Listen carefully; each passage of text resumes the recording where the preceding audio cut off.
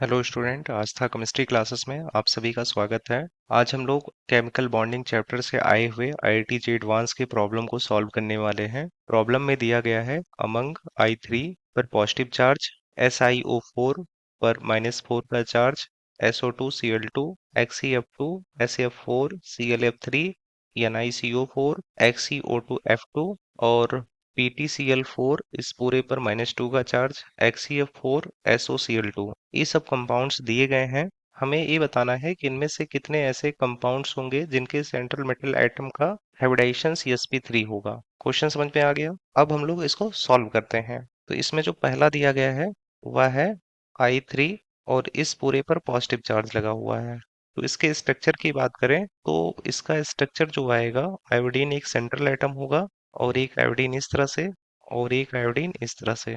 इसमें central atom जो है वह आयोडीन है और हम लोग जानते हैं आयोडीन के आउटर शेल में 7 इलेक्ट्रॉन्स होते हैं, जिनमें से 2 इलेक्ट्रॉन्स जो है बॉन्ड पेयर में पार्टिसिपेट कर लिए हैं और इस पूरे पर 1 पॉजिटिव का चार्ज लगा हुआ है। इसका क्या मतलब होता है कि आयोडीन ने अपना एक इलेक्ट्रॉन्स बाहर निकाल दिया है। तो आयोडीन्स के आउटर शेल में टोटल 7 इलेक्ट्रॉन्स थे, जिसमें 2 बॉन्ड पेयर में पार्टिसिपेट किए और एक इलेक्ट्रॉन इसने बाहर निकाल दिया। अब इसके पास टोटल इलेक्ट्रॉनों की जो संख्या होगी वह 4 होगी। तो जो 4 इलेक्ट्रॉन्स होंगे वे लोन पेयर के फॉर्म में इस तरह से रहेंगे। तो ये इसका पूरा स्ट्रक्चर हो गया और इस पूरे पर पॉजिटिव चार्ज लगा हुआ है। इसके हाइब्रिडाइजेशंस की अगर हम लोग बात करें तो इसमें देखो 2 सिग्मा बॉन्ड है और 2 लोन पेयर है, टोटल 4 हो गए। तो इसका हाइब्रिडाइजेशंस sp3 आ जाएगा। इसी तरह से SiO4 इस पूरे पर -4 का चार्ज लगा हुआ है। अगर हम लोग इसके स्ट्रक्चर की बात करें तो यहाँ सिलिकॉन है, O पर नेगेटिव चार्ज, यहाँ O पर नेगेटिव चार्ज, O पर नेगेटिव चार्ज और यहाँ O पर नेगेटिव चार्ज। हम लोग जानते हैं सिलिकॉन के आउटर शेल में टोटल 4 इलेक्ट्रॉन्स होते हैं। तो ये सभी 4 इलेक्ट्रॉन सिग्मा बॉन्ड का फॉर्मेशंस किए हैं। तो टोटल सिग्मा बॉन्ड की जो संख्या होगी वह 4 है। तो इसका हाइब्रिडाइजेशंस भी sp3 आएगा। अगले कंपाउंड्स की तरफ बढ़ते हैं। अगला कंपाउंड्स है XeF2।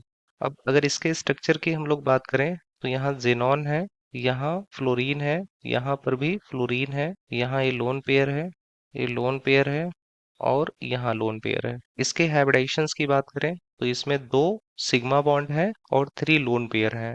तो टोटल 5 हो गए। तो इसका हाइब्रिडाइजेशंस आएगा sp3d। इसी तरह से अगला है SF4। SF4 के स्ट्रक्चर की अगर बात करें, ये सल्फर है।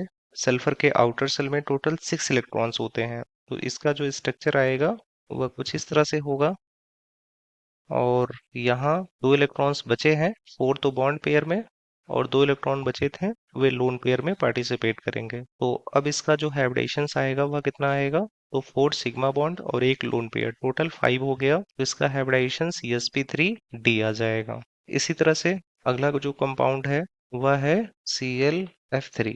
अगर इसके स्ट्रक्चर की हम लोग बात करें तो यहाँ Cl होता है, यहाँ फ्लोरीन, यहाँ पर फ्लोरीन और यहाँ पर फ्लोरीन।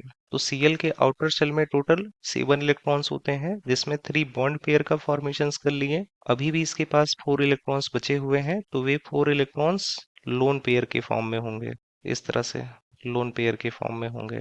इसके पास 3 सिग्मा बॉन्ड हैं, 2 लोन पेयर हैं, टोटल 5 हो गए। तो इसका हाइब्रिडाइजेशंस sp3d आएगा। और NiCO4 इसको हम लोग लास्ट में करने वाले हैं, ये कोऑर्डिनेशंस कंपाउंड चैप्टर से रिलेट करते हुए है। इसी तरह से PtCl4 -2 इसको भी हम लोग लास्ट में करने वाले हैं। उससे पहले हम लोग XeO2F2 का हाइब्रिडाइजेशंस निकाल लेते हैं। तो इसके स्ट्रक्चर की बात करें तो इसका स्ट्रक्चर होता है जेनॉन, 2 ऑक्सीजन है और इस तरह से 2 फ्लोरीन है।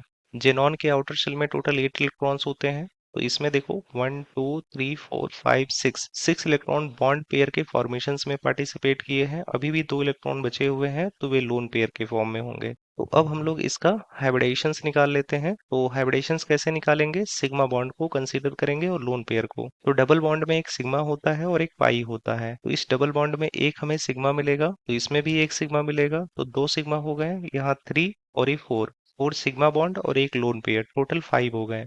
तो इसका हाइब्रिडाइजेशंस sp3d आ जाएगा।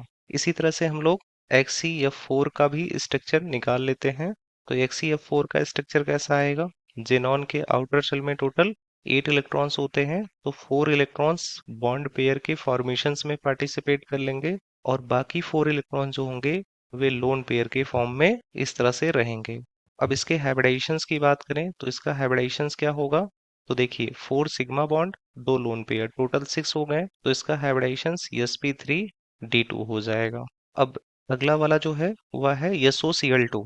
SOCl2 की अगर हम लोग बात करें तो इसका स्ट्रक्चर कैसे आएगा, हम लोग जानते हैं सल्फर के आउटर शेल में 6 इलेक्ट्रॉन्स होते हैं, तो यहाँ डबल बॉन्ड से ऑक्सीजन, यहाँ Cl और यहाँ Cl, तो यहाँ पर बॉन्ड पेयर कितने हैं, 4 हैं। मिस सल्फर ने 4 इलेक्ट्रॉन्स बॉन्ड के फॉर्मेशंस में लगा दिया। अभी भी सल्फर के पास 2 इलेक्ट्रॉन बचे हुए हैं तो वे लोन पेयर के फॉर्म में रहेंगे।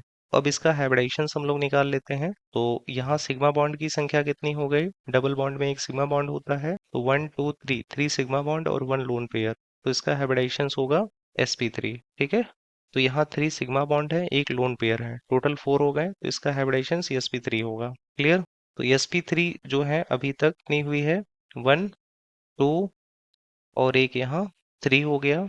तो देखिए I3 पॉजिटिव चार्ज हो गया, SiO4 -4 का चार्ज ये भी हो गया। SO2 Cl2 कहीं पर दिख नहीं रहा है तो इसका भी हम लोग ड्रॉ कर लेते हैं, SO2 Cl2। इसके स्ट्रक्चर की अगर हम लोग बात करें तो सल्फर जो है सेंट्रल मेटल एटम्स है, दोनों ऑक्सीजन डबल बॉन्ड से जुड़ जाएंगे और 2 Cl इस तरह से लगेंगे। सल्फर के आउटर शेल में टोटल 6 इलेक्ट्रॉन्स होते हैं। हाइब्रिडाइजेशंस की बात करें अगर हम लोग तो सिग्मा बॉन्ड को काउंट कर लो, तो डबल बॉन्ड में एक सिग्मा बॉन्ड होता है, तो 1 2 3 4 टोटल 4 सिग्मा बॉन्ड है, तो इसका हाइब्रिडाइजेशंस sp3 होगा। तो अभी तक देखिए sp3 की संख्या 3 थी और ये 4 हो गया। अब दो बच रहे हैं NiCO4 और PtCl4-2। अब ये जो NiCO का होल 4 है और PtCl4-2 है, ये दोनों एक्चुअल में कोऑर्डिनेशंस कंपाउंड है, इनका हाइब्रिडेशंस अलग तरीके से निकाला जाएगा, तो इनको हम लोग सॉल्व करते हैं। पहला जो दिया गया है NiCO का होल 4, इसमें देखिए Ni जो है वह सेंट्रल मेटल एटम है, सेंट्रल मेटल एटम है, और CO जो है वह लिगेंड है। CO को हम लोग क्या बोलते हैं, लिगेंड बोलते हैं, और एक ऐसा लिगेंड है तो यह स्ट्रॉन्ग लिगेंड है, और स्ट्रॉन्ग लिगेंड्स के पास इतनी कैपेबिलिटी होती है कि वह पेयर करवा दे। तो सबसे पहले हम लोग इसका ऑक्सीडेशन स्टेट निकालते हैं निकिल का, तो निकिल का ऑक्सीडेशन स्टेट हम लोग मान लेते हैं X है, और +4, CO का ऑक्सीडेशन स्टेट 0 आता है, और इस पूरे पर कोई चार्ज नहीं लगा है तो 0 आ जाएगा, मीन्स निकिल का जो ऑक्सीडेशन स्टेट होगा वह 0 आएगा। तो अब हम लोग निकिल का इलेक्ट्रॉनिक कन्फिग्रेशंस कर लेते हैं, तो निकिल का इलेक्ट्रॉनिक कन्फिग्रेशंस होगा 28 निकिल, इसका इलेक्ट्रॉनिक कन्फिग्रेशंस होगा आर्गन 4s में 2 इलेक्ट्रॉन और 3d में 8 इलेक्ट्रॉन्स। सिंस निकिल पर किसी भी तरह का कोई चार्ज नहीं है तो जो इसका इलेक्ट्रॉनिक कन्फिग्रेशंस होगा वही हम लोग कंसीडर करेंगे। तो 4s में 2 इलेक्ट्रॉन है, 3d में 8 इलेक्ट्रॉन्स है, तो पहले हम लोग 3d को ड्रॉ कर लेंगे इस तरह से, 1 2 3 4 5, ये 3d है, और यहाँ पर 4s है, और यहाँ पर 4p है। 3d में 8 इलेक्ट्रॉन्स है, तो हुंड के रूल से पहले एक एक इलेक्ट्रॉन्स को हम लोग यहाँ पर फिल कर देते हैं, फिर यहाँ पेयर करवाते हैं। 8 इलेक्ट्रॉन्स हो गए, 4s में इसी तरह से 2 इलेक्ट्रॉन्स हैं, बट यहाँ CO कैसा लिगेंड्स है, स्ट्रॉन्ग लिगेंड है, तो उसके पास इतनी कैपेबिलिटी होती है कि इस इलेक्ट्रॉन्स को इसमें पेयर करवा दे, और जो 4s में इलेक्ट्रॉन भरे गए हैं वो यहाँ पर शिफ्ट हो जाएंगे। क्यों, क्योंकि 3d और 4s का जो एनर्जी लेवल होता है ऑलमोस्ट सेम होता है, जिससे 4s से इलेक्ट्रॉन जम करके 3d में आ जाते हैं और 3d से इलेक्ट्रॉन जम करके 4s में चले जाते हैं। अभी बन जाएगा 2 इलेक्ट्रॉन इसमें, 2 इलेक्ट्रॉन इसमें, 2 इलेक्ट्रॉन इसमें, और देखो ये पेयर हो गया। अब इसमें भी 2 इलेक्ट्रॉन्स, और 4s के जो दोनों इलेक्ट्रॉन्स होंगे वे दोनों इसमें एंटर कर जाएंगे, तो ये हो गया 3d, ये हो गया 4s, और ये हो गया 4p। अब ये जो वैकेंट ऑर्बिटल हैं इन खाली ऑर्बिटल में लिगेंड्स के लोन पेयर आकर के बैठते हैं, तो यहाँ पर लिगेंड क्या है, CO है, CO का जो लोन पेयर होगा उसको हम लोग इन ऑर्बिटल में फिल करेंगे, CO CO और यहाँ CO, टोटल 4 CO थे, तो इनके लोन पेयर को हम लोग क्रॉस से रिप्रेजेंट करते हैं। इस तरह से जो वैकेंट ऑर्बिटल है उन वैकेंट ऑर्बिटल में लिगेंड्स के इलेक्ट्रॉन्स आकर के फिल होते हैं। तो यहाँ कौन कौन से ऑर्बिटल यूज किए जा रहे हैं, तो यहाँ पर 1s ऑर्बिटल यूज किया जा रहा है और 3p ऑर्बिटल यूज किया जा रहा है, तो इसका हाइब्रिडाइजेशन sp3 होगा। तो यहाँ पर NiCO का होल 4, इसका हाइब्रिडाइजेशन जो आएगा वह sp3 आएगा। अब हम लोग PtCl4-2 इसका हाइब्रिडाइजेशन से निकालते हैं। तो यहाँ Pt सेंट्रल मेटल एटम है और Cl लिगेंड है। Pt की साइज बड़ी होती है, तो अगर सेंट्रल मेटल एटम की साइज बड़ी है तब भी वह पेयर करवा सकता है, उसके पास इतनी कैपेबिलिटी होती है। तो सबसे पहले हम लोग प्लेटिनम का ऑक्सीडेशन स्टेट निकाल लेते हैं। तो इसका Ex होगा प्लस क्लोरीन की संख्या 4 है और क्लोरीन का ऑक्सीडेशन स्टेट -1 होता है। इस पूरे पर -2 का चार्ज लगा हुआ है। x -4 इक्वल टू -2 या ए आ जाएगा x इक्वल टू +2। तो अब हम लोग प्लेटिनम का इलेक्ट्रॉनिक कन्फिग्रेशंस करते हैं। प्लेटिनम का एटॉमिक नंबर 78 होता है। इसका electronic कन्फिग्रेशंस xenon 4f14 5d9 6s1 होता है। अब हम लोग Pt+2 का इलेक्ट्रॉनिक कन्फिग्रेशंस कर लेते हैं। P2+2 का इलेक्ट्रॉनिक कन्फिग्रेशंस करेंगे मीन्स 6s1 से एक इलेक्ट्रॉन बाहर निकालेंगे और 5d1 से 1 इलेक्ट्रॉन बाहर निकालेंगे। तो ये आ जाएगा 4f14 और 5d में 8 इलेक्ट्रॉन्स आ जाएंगे। तो 4f14 जो है पूरा भरा हुआ है, 5d में 8 इलेक्ट्रॉन्स आ चुके हैं। तो इनको हम लोग ऐसे लिख सकते हैं 1 2 3 4 5। ये हो गया 5d। 5d के बाद 6s आएगा, 6s के बाद 6p आएगा। तो 5d में 8 इलेक्ट्रॉन्स है, 8 इलेक्ट्रॉन को पहले हम लोग फिल करते हैं। 1 इलेक्ट्रॉन्स फिल करेंगे, फिर पेयर करवाएंगे।